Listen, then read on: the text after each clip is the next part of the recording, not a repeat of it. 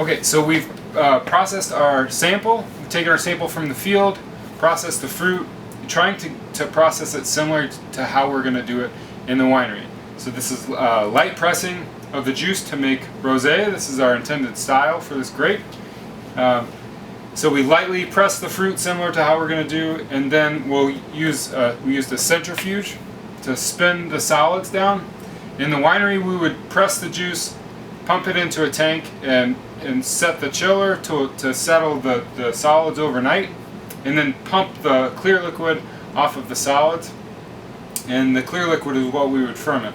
So in order to get an accurate measurement of what we're going to have in the winery, we're going to do the same thing. So the three things we're going to measure is sugar, pH, and titratable acidity.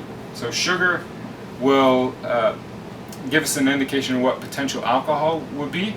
For this style of wine, we're shooting for somewhere between 18% soluble solids or Brix to 22, and that'll give us between 9 and 12.5 or 13% alcohol.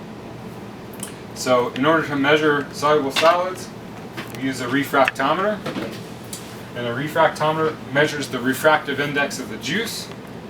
So we'll take a small sample of the juice, put it on the stage, and so what's happening is this is measuring the amount of light that's passing through the liquid. The more light that passes through the liquid, the lower the soluble solids.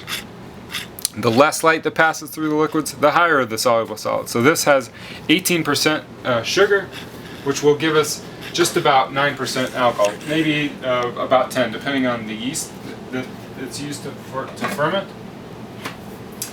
So that gives us sugar, and the heart of the wine lab is the pH meter. So getting an electrode that's designed for wine or juice is critical, and have it to where it can be calibrated to a standard. So we have pH buffer solutions of 3 and 7. The range of juice in the winery is between 3 and 4. So you want the buffer solutions to be similar to that range. So between 3 and 7 gives us the ability to calibrate the electrode. So measuring pH is very simple.